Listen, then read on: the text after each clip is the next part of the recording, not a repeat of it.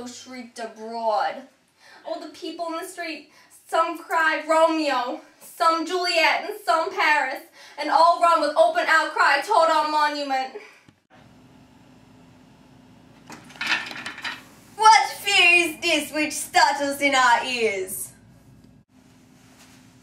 Sovereign, here lies the county Paris slain, and Romeo dead, and Juliet dead before, warm and new killed. Search, seek, and no out is found murder comes. Here is a friar, and slaughtered Romeo's man, with instruments upon them to fit open these dead men's tombs. Oh heavens, oh wife, look how Adzorda bleeds! Dagger hath mistaken, for lo, his house is empty on the back of Montague, and it missheathes in my daughter's bosom. Oh me! This sight of a death is a bell that warns my old age to a sepulchre. Montague, for thou art early up, and see thy son and heir now early down.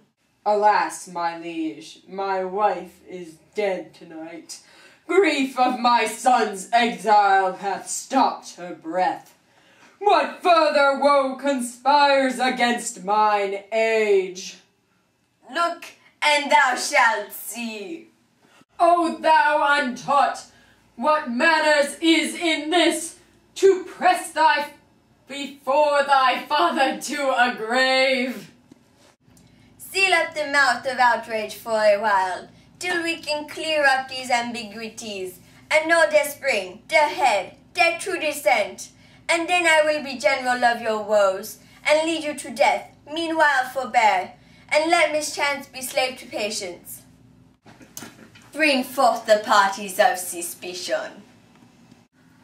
I am the greatest, able to do least, yet most suspected, as the time and place doth make against me of this direful murder. And here I stand both to impeach and purge, myself condemned and myself excused. Then say at once what thou dost know in this. Okay, well, I was with your guy. I made some notes. Okay. So I'll be brief, for my short tale of breath is not so long as is a tedious tale. Romeo, their dead, was husband to that Juliet, and she, their dead, was Romeo's faithful wife, and I married them. And their stolen marriage day was Tybalt's doomsday, and whose untimely death banished the new-made bridegroom from the city. Yeah, for whom and not for Tybalt Juliet pined. You, to remove that sage of grief from her, betrothed, and would have married her perforce to County Paris. Then comes she to me, okay? She comes to me, and with wild looks, bids me devise some mean to rid her of this second marriage, or in my cell there she would kill herself. So I gave her, which tutored to my art, sleeping potion, which so took effect as I intended, for it wrought in her the form of death. Meantime, I writ to Romeo that he should hither come as this dire night to help to take her from her borrowed grave, being the time the depoted force should cease. But he which bore my letter, Friar John, was stayed by accident, and yesternight returned my letter back. Then all alone at the prefixed hour of her waking came I to take her from her kindred's vault, meaning to keep her closely at my cell, till conveniently I could send for Romeo. But when I came, some minute ere the time of her awakening, here untimely lay the noble Paris, and Romeo dead. She wakes, and I entreat her to come forth, and did bear this work of heaven with patience.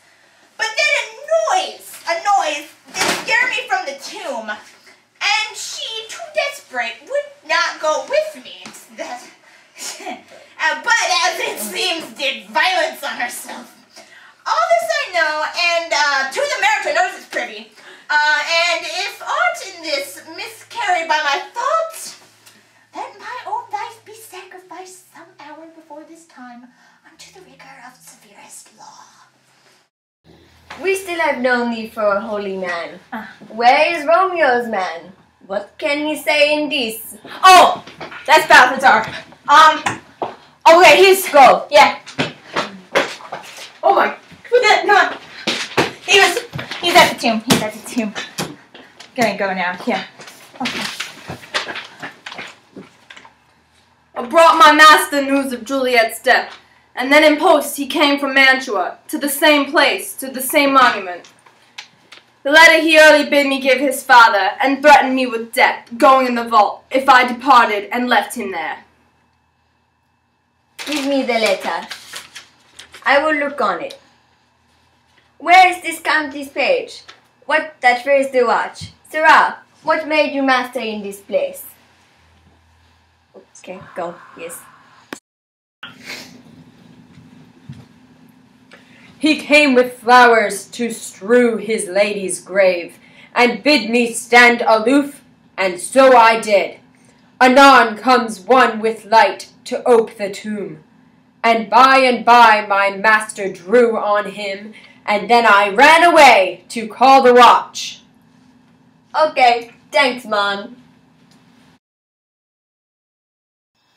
This letter doth make good the friar's words, their course of love, the tidings of her death. And here he writes he did buy a poison of a poor apothecary, and therewithal came to his vault to die and lie with Juliet. Where be these enemies? Capulet, Montague, see that a scourge is laid upon your hate, and heaven finds a means to kill your joys with love. And I, for winking with your discords too, have lost a brace of kinsmen. All are punished. Oh, brother Montague, give me thy hand. This is my daughter's jointure, for no more can I demand. But I can give thee more, for I will raise her statue in pure gold, that whiles Verona by that name is known, there shall no figure at such rate be set as that of true and faithful Juliet. As rich shall Romeo's by his ladies lie, poor sacrifices of our enmity.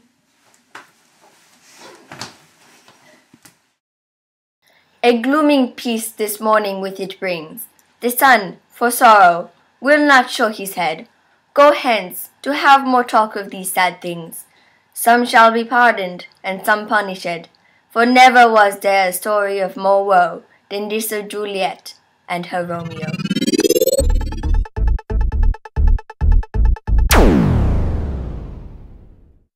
Okay. Wait! With your crying woman! Don't objectify a woman! Where is your masculine? But I... No accent. Sammy, you're laughing! Name is known, there shall no figure at such rate be set as that of true and faithful Juliet. No! It's all your fault!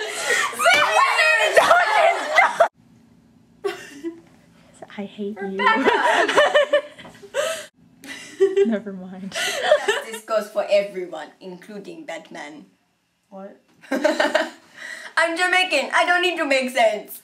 I'm Captain Jack Sparrow. What are you doing? What manners in this? Oh, I said that wrong.